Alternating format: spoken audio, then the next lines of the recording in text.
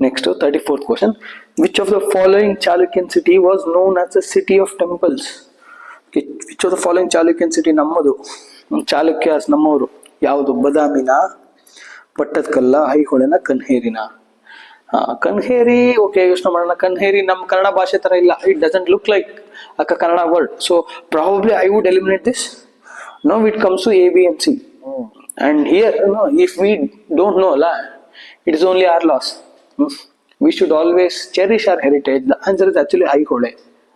And there are multiple temples even in Badami and Pattadakal. Allu kuda bahala temples ide, but Aihole is known as city of temples. Aihole 6th to 12th century la ಅಲ್ಲಿ ಕಟ್ಕೊಂಡೇ ಬಂದ್ರು. ಈ ಚಾಲುಕ್ಯಾಸ್ ಇದ್ರು 6th to 12th century ವರೆಗೂ ಚಾಲುಕ್ಯಾಸ್ ಇದ್ರು. ಅವ್ರ capital ಬಂದ್ಬಿಟ್ಟು ಬಾದಾಮಿ. ಆಗಿನ ಬಾದಾಮಿ ಹೆಸರು ವಾತಾಪಿ ಅಂತ. ಇವ್ರದ್ದು capital Vatapi Chalukyas. But city of temples ನೋಡಿ ಐಹೊಳೆ. ಪಟ್ಟದಕಲ್ಲು ಏನಿದು ಅಂದ್ರೆ, ಪಟ್ಟದಕಲ್ಲು ಅಂದ್ರೆ ಪಟ್ಟಾಭಿಷೇಕ.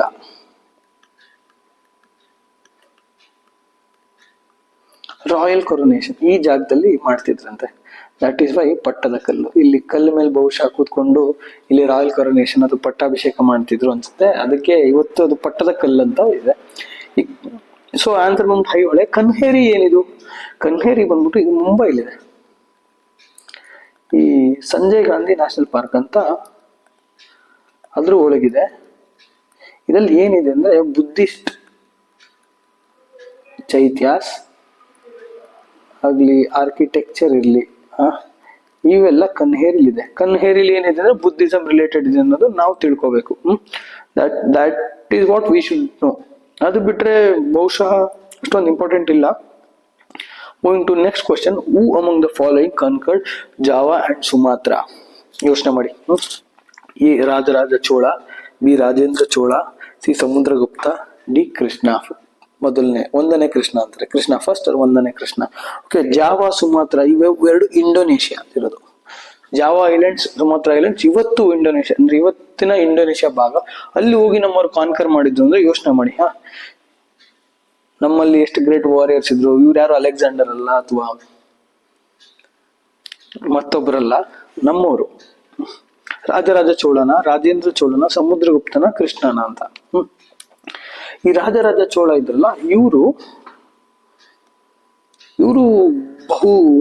he was a great emperor as well. He had conquered Sri Lanka and he had built a great empire in southern India. ದಕ್ಷಿಣ ಭಾರತದಲ್ಲಿ ಇವರು ಒಂದು ದೊಡ್ಡ ಸಾಮ್ರಾಜ್ಯ ಕಟ್ಟಿಸಿರ್ತಾರೆ. ಬಟ್ ಅವ್ರು ಹೋಗಿರಲ್ಲ ಸೌತ್ ಈಸ್ಟ್ ಏಷ್ಯಾಗೆ ಅಥವಾ ಇಂಡೋನೇಷ್ಯಾಗೆ. ನಾನು ಹೋಗ್ಲಿಕ್ಕಾಗಿಲ್ಲ, ಅಥವಾ ಅಪ್ಪ ಕಟ್ಟಿಸಿದ ಬುನಾದಿ ಮೇಲೆ ರಾಜೇಂದ್ರ ಚೋಳ ಹೋಗಿ ಬರ್ತಾರೆ. ಅಲ್ಲಿ ಹೋಗಿ ಇವತ್ತು ಕೂಡ ಇಂಡೋನೇಷ್ಯಾಲಿ ತಮಿಳ್ ಭಾಷೆ ಮಾತಾಡ್ಲಾಗುತ್ತದೆ. ಅಂಡ್ ಮಲೇಷ್ಯಾಲಿ one of the official languages as well. So the answer is Rajendra Chola. And ಮಿಕ್ಕಿದವ್ರ ಬಗ್ಗೆ ತಿಳ್ಕೊಬೇಕು ಅಂದ್ರೆ, ರಾಜರಾಜ ಚೋಳ ಬಂದ್ಬಿಟ್ಟು ಇವತ್ತಿನ ಬೃಹದೇಶ್ವರ ಟೆಂಪಲ್ ಇವತ್ತು ಇದೆಯಲ್ಲ, ಬಹುಶಃ ಬಹಳಷ್ಟು ಕಡೆ ನಾವು ಕೇಳ್ತೀವಿ ಎಷ್ಟು ಅದ್ಭುತವಾಗಿದೆ ಅಂತ. ಅಷ್ಟೇ ಅದ್ಭುತವಾಗಿದೆ. ಎಷ್ಟು ಬೃಹದವಾಗಿದೆ ಅಷ್ಟೇ ಅದ್ಭುತವಾಗಿದೆ. ಅದನ್ನ ಇವರು ಕಟ್ಸಿರ್ತಾರೆ. ಸೊ ಇವತ್ತು ಕೂಡ ಅವ್ರನ್ನ ಜ್ಞಾಪಕೊಂಡಿರ್ತಾರೆ. ಇವ್ರ ಡೇಟ್ ಪೀರಿಯಡ್ ಏನು ಅಂದ್ರೆ, ಇವರು 985 ಇಂದ 1114 AD 985 ರಿಂದ 1014 AD ವರೆಗೂ ಇರ್ತಾರೆ. ರಾಜೇಂದ್ರ ಚೋಳ ಮಗ ಅಲ್ವಾ, 1014 ಇಂದ 1044 ಇವರು 30 ವರ್ಷ. ಇವ್ರು 29, 30 ವರ್ಷ ಆಳ್ತಾರೆ. Moving on to next Samudragupta. Samudragupta ಬಗ್ಗೆ ಬಹಳಷ್ಟು ಕೇಳಿರ್ತೀವಿ ನಾವು ಅಲ್ಲಿ ಇಲ್ಲಿ. ಅದು ಸಮುದ್ರಗುಪ್ತ ಅಂದ್ಬಿಟ್ಟು ಗುಪ್ತಾ ಎಂಪೈರ್, ಅವರು ಗುಪ್ತಾ ಡೈನೆಸ್ಟಿ. ಅವ್ರನ್ನ ನೆಪೋಲಿಯನ್ ಆಫ್ ಇಂಡಿಯಾ ಅಂತ ಕೂಡ ಕರೀತಾರೆ. ಇವ್ರ ಬಗ್ಗೆ ಬಹಳ ಇನ್ಸ್ಕ್ರಿಪ್ಷನ್ಸ್ ಎಲ್ಲ ಇದೆ, ನೆಪೋಲಿಯನ್ ಆಫ್ ಇಂಡಿಯಾ ಅಂತ. We should feel proud. ಬಹುಶಃ ನೆಪೋಲಿಯನ್ನೇ ಸಮುದ್ರಗುಪ್ತ ಫ್ರಾನ್ಸ್ ಅಂತ ಕರಿಬೇಕಿತ್ತೇನೋ. ನಮಗೆ ಹಿಸ್ಟ್ರಿ ಬರೀ ಅವಕಾಶ ಸಿಕ್ಕಿಲ್ಲ. ನೆಕ್ಸ್ಟ್ ಒಂದು ಕೃಷ್ಣ ಒನ್. ಯಾರ್ದು ಕೃಷ್ಣ ಒನ್? ಇವರು ನಮ್ಮ ರಾಷ್ಟ್ರಕೂಟರು. ಏನಪ್ಪ ಮಾಡಿದ್ದಾರೆ ಅಂತ ಹೇಳಿದ್ರೆ, ಎಲ್ಲೋರಲ್ಲಿ ಜಗತ್ ಪ್ರಸಿದ್ಧ ಕೈಲಾಸನಾಥ ಟೆಂಪಲ್ ಒಂದೇ ಕಲ್ಲಲ್ಲಿ ಕೆತ್ತನೆ ಮಾಡಿರೋ ಅತಿ ಅದ್ಭುತ. ಟೆಂಪಲ್ನ ಮೇಲಿಂದ ಕೆಳವರೆಗೂ ಕೆತ್ತಿದ್ರು, ಕೆಳಗಿಂದ ಮೇಲವರೆಗೂ ಬಂದು ಕೆತ್ತಿದ್ರು. ಅದ್ಭುತ ಅಂತೂ ಕಣ್ಣು ಮುಂದೆ ಹಾಗೆ ಇದೆ. ಸೊ ಮೊದಲನೇ ಕೃಷ್ಣ ಅಂದ್ರೆ ಎಲ್ಲೋರ ಅಂಡ್ ನಮ್ಮವರು ರಾಷ್ಟ್ರಕೂಟರು. ನಮಗೆ ಹೆಮ್ಮೆ ಇರಬೇಕು. We should be proud of our heritage. Moving to 36th question. The Italian traveler who left a praiseworthy description of the Vijayanagara Empire was.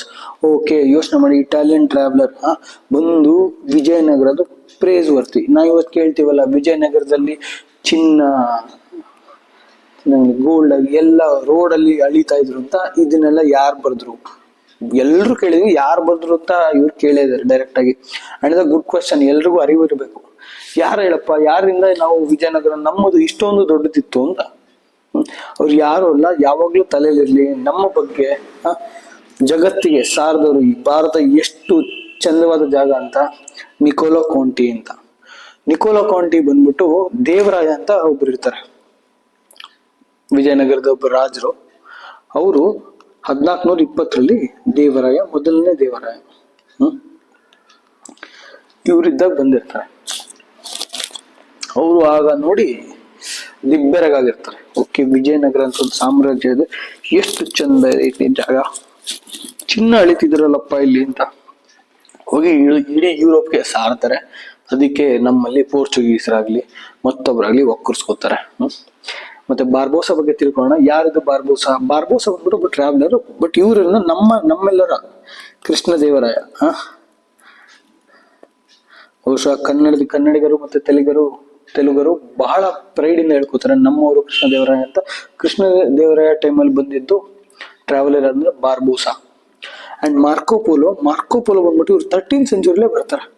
ಆಗ ಅಕ್ಕ ಬುಕ್ಕ ಹೋಗಿ ಇನ್ನು ವಿಜಯನಗರ ಸ್ಥಾಪನೆ ಮಾಡಿರಲ್ಲ. ಸೊ ಮಾರ್ಕೋ ಪೋಲೋ ಅಂತ ಬಂದ್ರೆ ಅವ್ರಿಗೂ ವಿಜಯನಗರ ಸಂಬಂಧ ಇಲ್ಲ ಅಂತ ಗೊತ್ತಿರ್ಬೇಕು. ಅಂಡ್ ಟಾಮ್ ಪೈರಸ್ ಅಂತ ಒಬ್ರು ಇದಾರೆ. ಇವರು ಟ್ರಾವೆಲರ್ ಅಂತೆ. He's focus was South East Asia ಅಂತೆ and some parts of southern India, but not Vijayanagara. So ಯಾರು ವಿಜಯನಗರ ಅಷ್ಟು ಚೆನ್ನಾಗಿತ್ತು ಅಂದ್ರೆ ನಿಕೋಲೋ ಕೋಂಟಿ ಅವರು ವಿಜಯನಗರದ ಬಗ್ಗೆ ಅಷ್ಟು ಕೋಟಿ ಇತ್ತು ಅಂತ ಹೇಳಿರ್ತಾರೆ. 37th question. The Ain-e-Akbari is written by Akbar, Ibn Battuta, Abu Fazl, Birbal. Akbar ಗೊತ್ತಿತ್ತ ನಿಮ್ಗೆ? Akbar is illiterate actually. ಅವ್ರಿಗೆ ಬಹುಶಃ ಮುಘಲ್ಸ್ ಅಲ್ಲೇ ಬೆಸ್ಟ್ ರಾಜ ಅವರಿದ್ರು. ಅಂಡ್ ಬಹಳಷ್ಟು ಜನ ಹೇಳ್ತಾರೆ ಇಂಡಿಯಾಲಿ he was a great emperor ಅಂತ. ಅವ್ರಿಗೆ ಓದ್ಲಿಕ್ಕೆ ಬರ್ತಿರ್ಲಿಲ್ಲ. He was illiterate. ಓದ್ಲಿಕ್ಕೆ ಬರ್ತಿರ್ಲಿಲ್ಲ ಅಂದ್ಬಿಟ್ಟು ಅವ್ರಿಗೇನು ರಾಜ್ಯ ನಡ್ಸಕ್ ಬರ್ತಿರ್ಲಿಲ್ಲ ಅಂತ ಏನಿಲ್ಲ, ಬಟ್ ಅವ್ರು ಓದ್ಲಿಕ್ಕೆ ಬರ್ತಿರ್ಲಿಲ್ಲ. ಸೊ ಓದ್ಲಿಕ್ಕೆ ಬರ್ದಿರೋರ್ಗೆ ಬರೀಲಿಕ್ಕೂ ಬರಲ್ಲ ಅಂತ ಅಸ್ಯೂಮ್ ಮಾಡ್ಕೊಂಡು ಏನ ಎಲಿಮಿನೇಟ್ ಮಾಡೋಣ. ಇಬನ್ ಬಟೂಟಾ, ಅಬು ಫಜಲ್, ಡಿ ಬೀರ್ಬಲ್. ಓಕೆ, ಅಕ್ಬರ್ ಬೀರ್ಬಲ್ ಎಲ್ಲ ಸ್ಟೋರಿ ಬಹಳ ಕೇಳಿರ್ತೀವಿ, ಬೀರ್ಬಲ್ ಅಂತ ಹಾಕೋದು ಬೇಡ. ಮತ್ತೆ ಇಬನ್ ಬತೂತಾ ನೀವು NCERT ಓದಿದ್ರೆ ಗೊತ್ತಿರುತ್ತೆ, ಇಲ್ಲ ಅಂದ್ರೆ ಪರವಾಗಿಲ್ಲ, ನಾ ಹೇಳ್ತೀನಿ. ಆನ್ಸರ್ ಬಂದ್ಬಿಟ್ಟು ಅಬು ಫಜಲ್. ಆಪ್ಷನ್ ಎ ಅಕ್ಬರ್ ಪಾಪ ಓದ್ಲಿಕ್ಕೆ ಬರ್ತಿರ್ಲಿಲ್ಲ. ಇಬನ್ ಬತೂತಾ ಯಾರು ಅಂದ್ರೆ ಇವರು ಮೊಹಮ್ಮದ್ ತುಗ್ಲಕ್ ಟೈಮಲ್ಲಿ, ಮೊಹಮ್ಮದ್ ತುಗ್ಲಕ್ ಅಂತ ನಮ್ಮ ಕಾರ್ನಾಡವ್ರ ಕಾದಂಬರಿ ಇದೆಯಲ್ಲ, ಹುಚ್ಚ ರಾಜ, ಅವನ ಟೈಮಲ್ಲಿ ಬಂದಿರ್ತಾರೆ. ಇವರು ತಮ್ಮದೊಂದು ಪ್ರಸಿದ್ಧವಾದ ಬುಕ್ ಇದೆ, ರಿಹ್ಲಾ ಅಂತ. His work Rihla is very world famous and he has written so much about Indian judiciary and Indian administration in this book. And considering Birbal was a wise and trusted advisor. Adike we hear so much Akbar Birbal tales. And coming back to what is Ain-e-Akbari? Ain-e-Akbari was a part of Akbarnama ಅಲ್ಲಿ 3 books ಇರ್ತವೆ. ಇದರಲ್ಲಿ 3ನೇ book ಬಂದ್ಬಿಟ್ಟು Ain-i-Akbari. So ಜ್ಞಾಪಕ ಇಲ್ಲಿ ಐನ್-ಇ-ಅಕ್ಬರಿ ಅಕ್ಬರ್ನಾಮದ ಒಂದು ಭಾಗ. 3 ಬುಕ್ಗಳಲ್ಲಿ ಅದು 3ನೇ book Ain-i-Akbari. Next Ramanujacharya is associated with A. Advaita philosophy. B. Dvaita philosophy. C. Vishishta Dvaita philosophy. D. Shakti Vishishta Dvaita philosophy. So firstly ನಮಗೆ ಗೊತ್ತಿರಬೇಕು ನಮ್ಮದು ದ್ವೈತ ಅಂದ್ರೆ ಏನು, ವಿಶಿಷ್ಟ ದ್ವೈತ ಏನು ಅಂತ. ಸೊ ದ್ವೈತ ಬಗ್ಗೆ ಹೇಳಬೇಕು ಅಂದ್ರೆ ಅದ್ವೈತ ಬಂದ್ಬಿಟ್ಟು ಇದನ್ನ ಮಾಡಿದ್ರು ನಮ್ಮ Adi Shankaracharya. He says that soul and Brahma, ಅಥವಾ ಬ್ರಹ್ಮನ್ ಅಂತಾರೆ ಅಥವಾ ಬ್ರಹ್ಮ ಅಂತಾರೆ, I feel Brahma is right, are identical.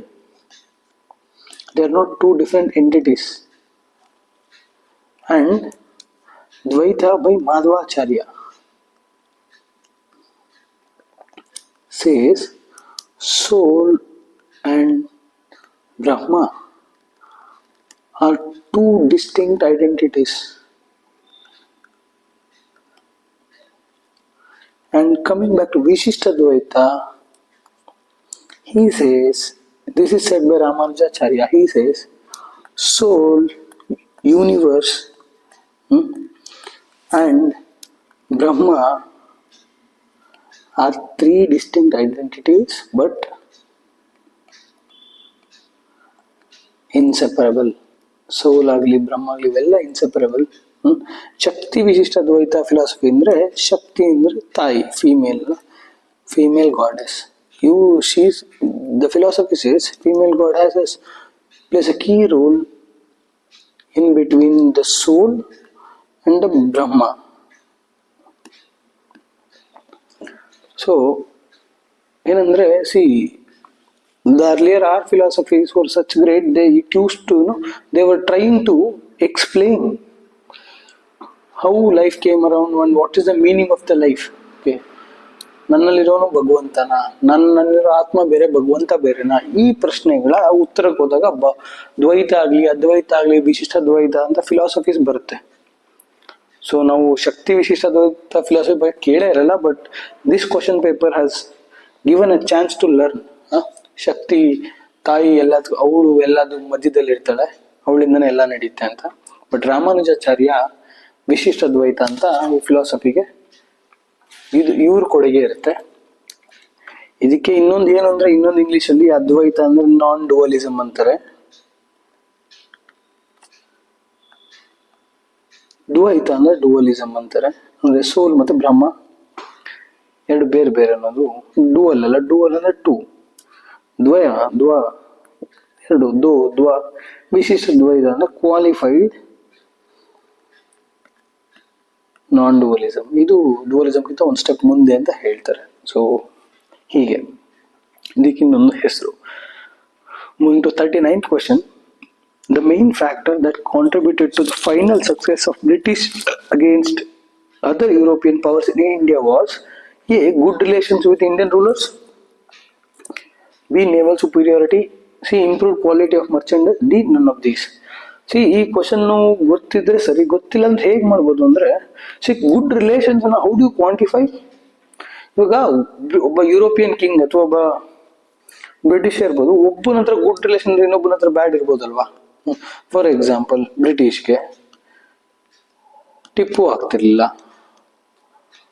But Tipu French were friends, allies to be precise. So good relations bad relations ಎಲ್ಲ ಮಾಡೋದು ಕಷ್ಟ. This are subjective terms and this is an objective exam. So ಯಾಕೆ British could win against European powers was because of their naval superiority. ಇವ್ರು ಏನ್ ಮಾಡ್ತಿದ್ರು, naval superiority ಇಂದ ಇವ್ರು trade routes ಅಲ್ಲ, ದೇರ್ ಟ್ರೇಡ್ ರೂಟ್ಸ್ ನ ಸೇಫ್ ಗಾರ್ಡ್ ಮಾಡ್ಕೋತಿದ್ರು. When you safeguard your trade routes you make money. ಅಂದ್ರೆ your money, the wealth ಅಲ್ಲ, ನಿಮ್ಗೆ ಬರೋ ಸಪ್ಲೈ ಏನಿರುತ್ತೆ ಅದು money supply it will remain good and you will harm others trade routes. French ಅವ್ರ ಜೊತೆ ಅನ್ಕೊಳ್ಳಿ, ಫ್ರೆಂಚ್ ಟ್ರೇಡ್ ರೂಟ್ಸ್ ನ ಹಾಳು ಮಾಡ್ಬಿಡೋದು, ಆಗ ಮೊನೋಪಲಿ ಇವ್ರದೆ. ಸೊ ಇವ್ರು ನೇವಲ್ ಸಪ್ಲೈ ಟ್ರೇಡ್ ರೂಟ್ಸ್ ಆಗಲಿ ಸಪ್ಲೈ ಲೈನ್ಸ್ ಆಗಲಿ, ಮತ್ತೆ ಯಾವಾಗಿದ್ದು ಬ್ರಿಟನ್ ಇಂದ ಇಂಡಿಯಾಗೆ ನೇವಿ ಬಂದ್ಬಿಡೋದು. ಸ್ವಲ್ಪ ದಿನ ಅಷ್ಟೇ, 1 ತಿಂಗಳು 2 ತಿಂಗಳಲ್ಲಿ ಬಂದ್ಬಿಟ್ಟು ಇಲ್ಲಿ ಮಿಕ್ಕಿದ ಕೆಲಸ ಮಾಡ್ಕೊಳ್ಳೋರು. ಇದರಿಂದ ಬ್ರಿಟಿಷ್ ಸಕ್ಸಸ್ ಏನ್ ಕಾರಣ, ನೇವಲ್ ಸುಪೀರಿಯಾರಿಟಿ. ಇವತ್ತು ಕೂಡ ಇಂಡಿಯನ್ ನೇವಿ ಇದೆಯಲ್ಲ, we are continuing the same legacy. ಇಡೀ ಇಂಡಿಯನ್ ಓಷನ್ನ ವಿ ಕಂಟ್ರೋಲ್. ಇದು ಇಂಡಿಯಾ ಅಂದರೆ ಇದು ಇಂಡಿಯನ್ ಓಷನ್ ವಿ ಕಂಟ್ರೋಲ್.